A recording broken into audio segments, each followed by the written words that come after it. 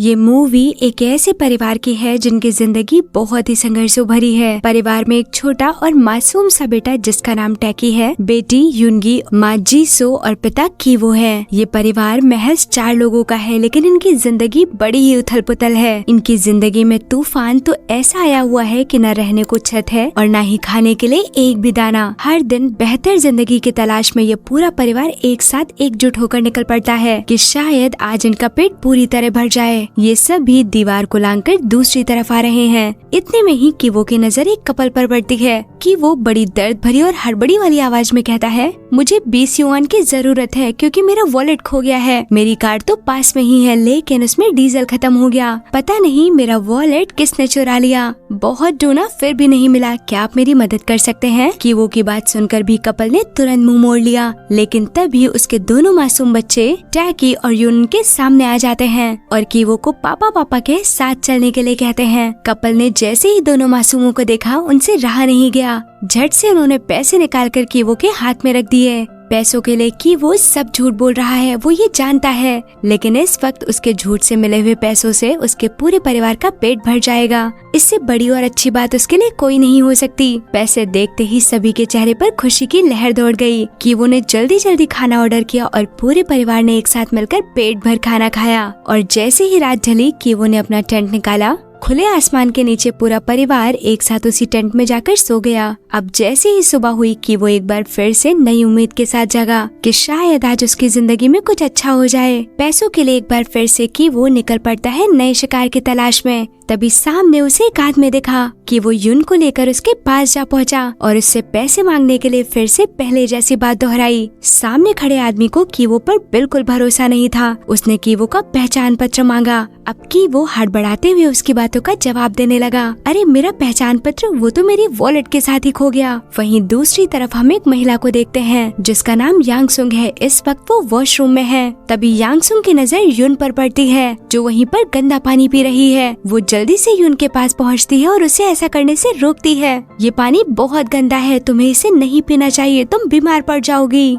युन जैसे ही महिला की तरफ देखती है, उसकी आंखों में साफ डर नजर आ रहा था। वो उसे देखते ही वहाँ से दूर भाग जाती है। अब यांगसुंग भी वॉशरूम से बाहर आ गई और तभी उसे रास्ते में कीवो मिलता है। मेरा वॉलेट खो गया है, क्या आप मेरी मदद करेंगी? मुझे घर जाना है, मेरा पूरा परिवार मेरा इंतजार कर रहा है। अगर आप थोड़ी सी मदद कर देती तो बड़ी मेहरबानी होती। कीवो को देखते ही यांगसुंग तुरंत मना कर देती है, लेकिन तभी उसका पूरा परिवार उसके सामने खड़ा था। छोटे छोटे बच्चों की मासूम आंखों को देखकर उसे तरस आ गया और युन को तो उसने गंदा पानी पीते हुए देखा था। अब उसने पैसे निकाले और कीवो के हाथों में थमा दिए। अब रात जैसे तैसे एक बार फिर से उसी टेंट में गुजरी, लेकिन जैसे ही सुबह हुई, वहाँ पर एक म्युनिसिपल ऑफिसर आ जाता है। वो वहाँ से इस टेंट को हटाने की मांग करने लगता है कि वो बार बार ऑफिसर को समझाने की कोशिश करता है कि उसके पास एकमात्र यही छत है, लेकिन शायद वो बड़ा बेदर्द था। बच्चों के मासूम चेहरों ने भी उसे नहीं पिघलाया। और अब वो ऑफिसर जैसे ही उसके टेंट को हाथ लगाता है कि वो उसे रोकता है और अब दोनों में झड़प शुरू हो जाती है। तभी हाथापाई के दौरान पूरा टेंट फट जाता है।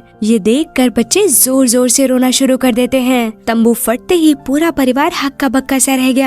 मानो ऐसा लगा कि एक पल में उनकी पूरी दुनिया बिखर गई। आखिर कौन उनके दर्द को समझेगा? कोई नहीं। इस दुनिया में ऐसा कोई है ही नहीं जो उनके दर्द को समझ पाए। अब दोनों मिलकर जल्दी तंबू को समेटते हैं और एक नई उम्मीद के साथ नई जगह के लिए निकल जाते हैं। अब वहीं दूसरी तरफ हम यांगसुंग को देखते हैं। यांगसुंग वही जिसने कीवो को पैसे दिए थे।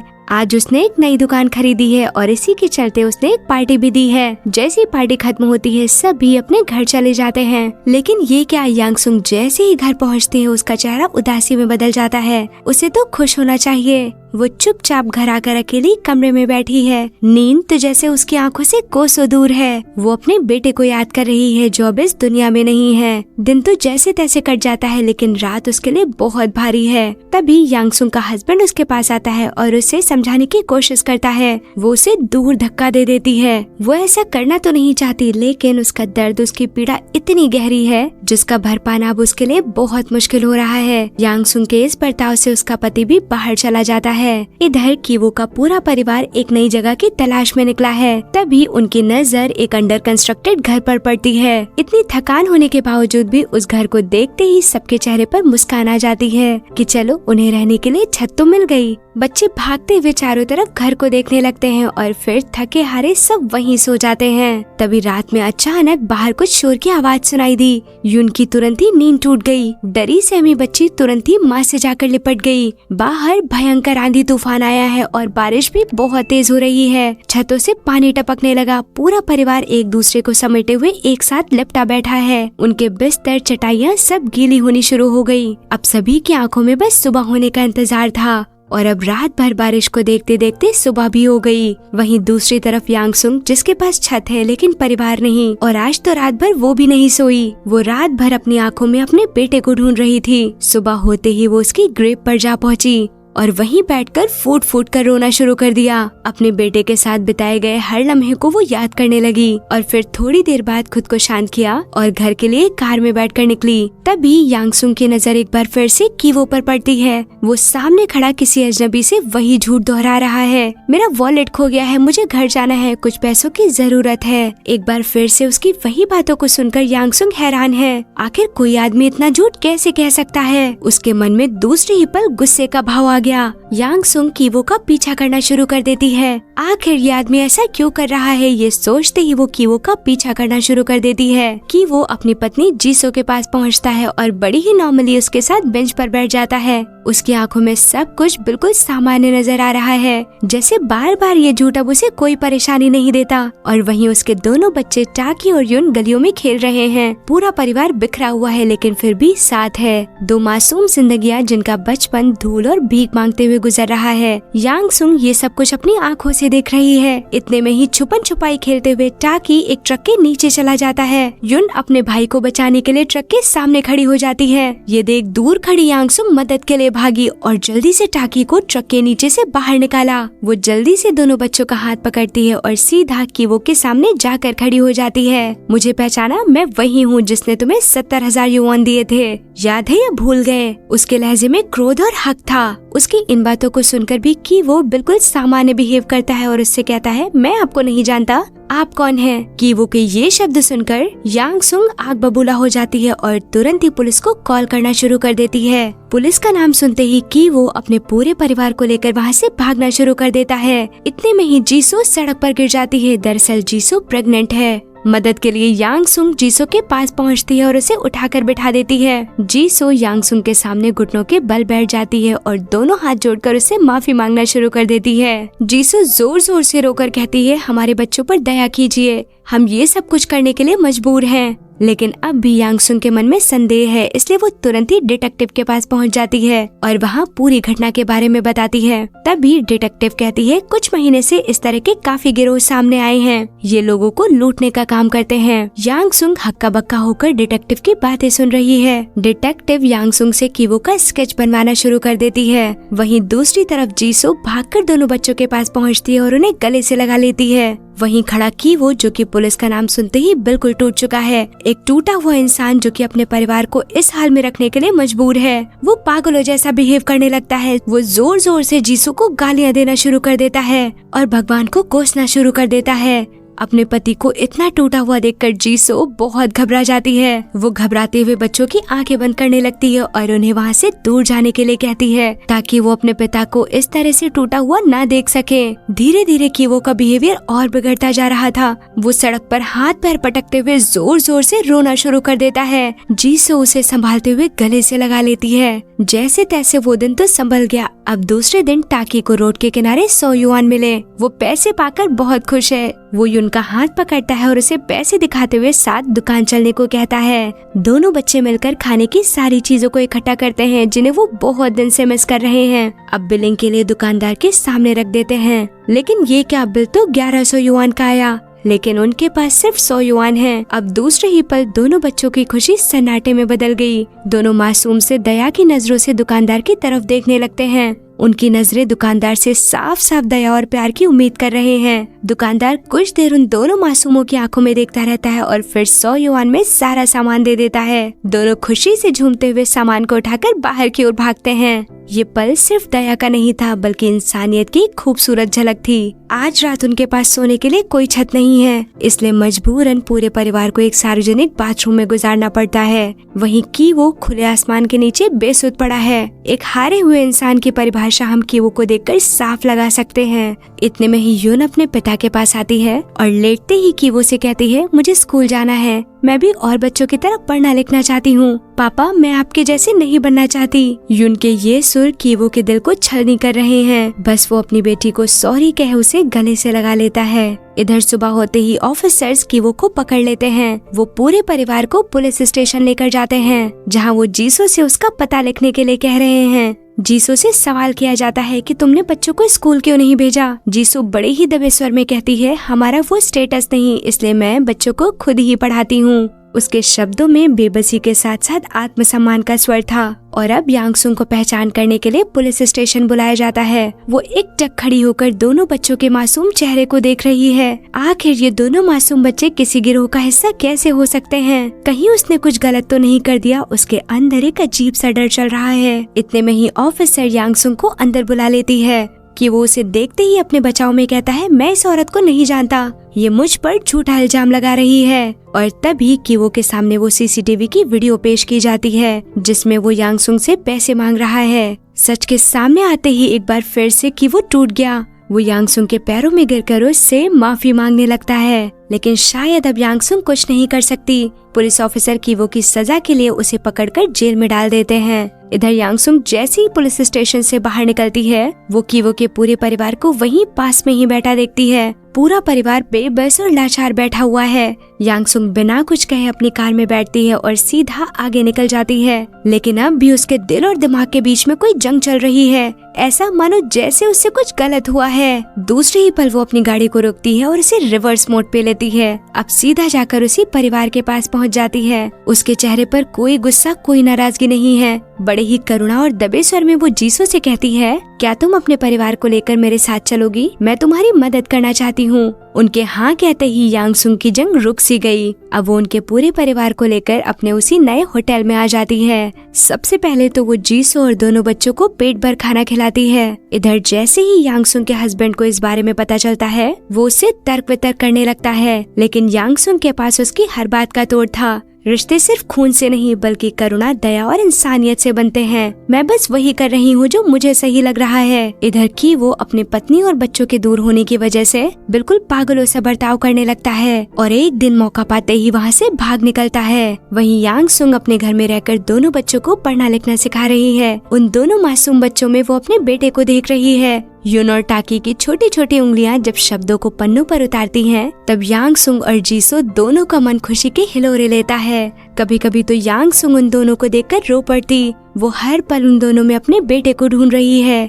एक दिन यांगसुंग का पति जब बुक शेल्फ लेने के लिए बाहर जा रहा था, बाहर जाने का नाम सुनते ही टैकी उससे बाहर जाने की जिद करने लगता है। पहले तो वो झिझकता है, लेकिन आखिरकार टैकी के मासूम शब्दों ने उसे भी पिघला ही दिया और अब वो उसे लेकर अपने साथ आ जाता है। उस पल पहली बार टैकी को यह एहसास हुआ कि शायद उसकी भी जिद कोई सुन सकता है और उसे पूरी कर सकता है। इधर यांगसुंग जीसो को दिखाने के लिए हॉस्पिटल लेकर आई है। वहीं डॉक्टर उसकी प्रेगनेंसी को लेकर थोड़ा क्रिटिकल केस बताते हैं, जिसे सुनकर यांगसुंग और जीसो दोनों डरे हुए हैं। इधर टैकी अंकल के साथ लाइब्रेरी पहुंच जाता है। वो एक भारी बुक शेल्फ उठा रहा है, लेकिन उसे थोड़ी कठिनाई हो रही है। मदद के इरादे से टैकी भाग कर आता है और बुक शेल्फ को उठाने में उसकी मदद करने लगता है। अचानक डिसबैलेंस होता है और वो भारी बुक शेल्फ टैकी के ऊपर गिर जाता है। मासूम टैकी की चीखें निकल जाती हैं।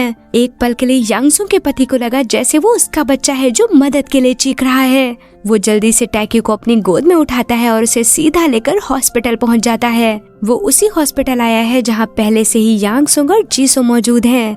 जैसे ही ये बात इन दोनों को पता चलती है, दोनों की रूह कांप जाती है। इधर यांगसुंग का गुस्सा चरम सीमा पर था। वो अपने पति पर जोर से चिल्लाती है, तुम एक बच्चे का ध्यान नहीं रख पाए? जवाब में वो भी उस पर जोर से चिल्लाता है, आखिर तुम इन बच्चों को मेरे घर लेकर ही क्यों आई? मुझे पता है ये सब कुछ तुम अपने बच्चे को बुलाने के लिए कर रही हो। तुम्हें जो समझना है समझ सकते हो, लेकिन अब ये मेरा परिवार है। तुम्हें जाना है तो तुम जा सकते हो, लेकिन मैं इस परिवार को छोड़कर कहीं और कभी नहीं जाऊंगी। वहीं तब तक टैकी को होश आ जाता है। वो अपने पापा के बारे में पूछ रहा है, माँ पापा कब आएंगे? मुझे उनकी याद आ रही है। जीसो मुस्कुराते हुए कहती है, जब तुम सो रातें बहुत अच्छे से सोओगे तब पापा तुमसे मिलने आएंगे। सो वो क्या होता है? टैकी हंसते हुए पूछता है। तभी युन कहती है जब तुम 10 को 10 बार गिनोगे तब 100 आएगा। ये सब कुछ उसे यांग सुंग ने सिखाया है। जीसो अपनी बेटी के स्मार्टनेस को देखकर बहुत खुश हो जाती है। इधर हम कीवो को देखते हैं जो कि ढाबे पर खड़ा होकर खाना खा रहा है। पेट भर खाने के बाद जैसे ही उससे पैसे मांगे जाते हैं वो दुकानदार को डराकर लकड़ी दिखाने लगता है।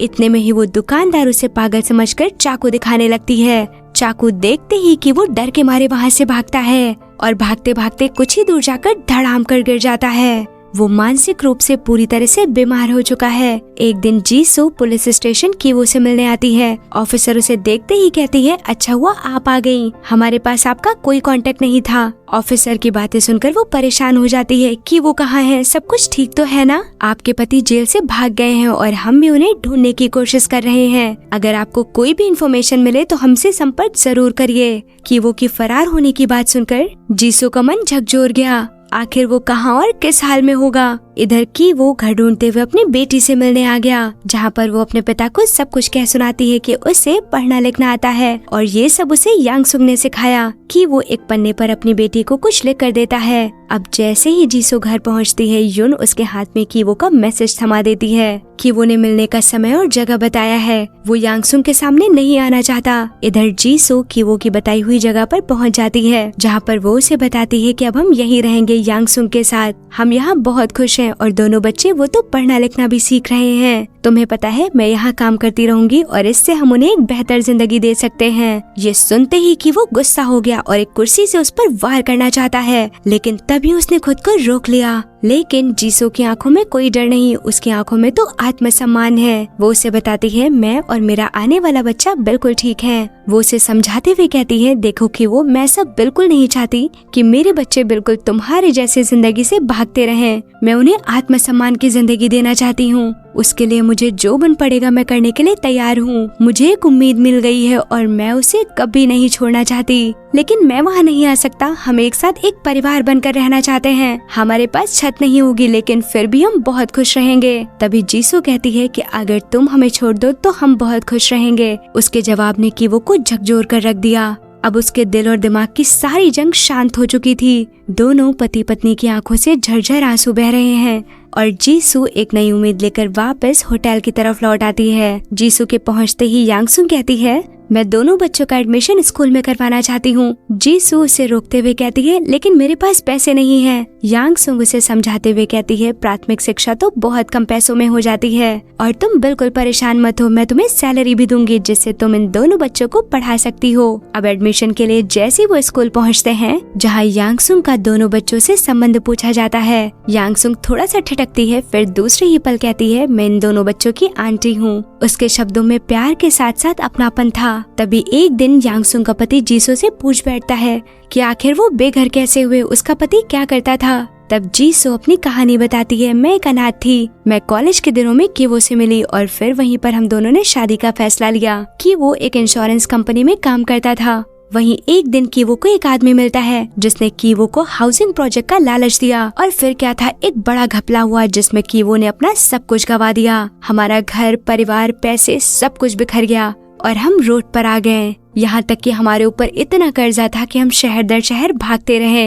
ये सब कहते हुए जीसू के शब्द थरथराने लगते हैं, उसके आंखों में आंसू आ जाते हैं। तभी दूसरे दिन की वो हाथ में जलती हुई मशाल को लेकर यांग सुंग के घर के बाहर पहुँच जाता है और वो उससे अपने परिवार को लौटाने की मांग करने लगता है। कि वो को देखते ही यांग सुंग घबरा जाती है और तुरंत ही पुलिस को कॉल करना शुरू कर देती है। वो यांग सुंग पर हमला करने के लिए दौड़ता है। तभी उसका पति वहाँ आकर कि वो को रोकता है। मशाल हाथ से नीचे गिर जाती है और वहीं पड़े फर्नीचर में आग लग जाती है। जीसो जैसे ही आग को देखती है वो उसे बुझाने के लिए दौड़ती है, लेकिन इसी दौरान आग जीसो के कपड़ों में लग जाती है। जीसो जोर से चीखती है कि वो जैसे ही उसकी आवाज को सुनता है वो उसे बचाने के लिए भागता है और जीसो को बचाते समय वो खुद आग की चपेट में आ जाता है। जीसो तो बिल्कुल ठीक थी लेकिन उसे बचाते हुए कि वो ने अपनी जान गंवा दी। और अब यहीं से ये कहानी अंत की तरफ रुख मोड़ लेती है, जहाँ पर हम जीसो के साथ उसके नए जन्मे बच्चे को देखते हैं जो कि बिल्कुल सुरक्षित है। जीसो एक बार फिर से अपने बच्चों की खातिर नए जीवन की शुरुआत करती है। वहीं युन अपने पापा को एक मैसेज भेजती है मिस यू डैडी, और इसी के साथ ये मूवी यहीं पर एंड हो जाती है।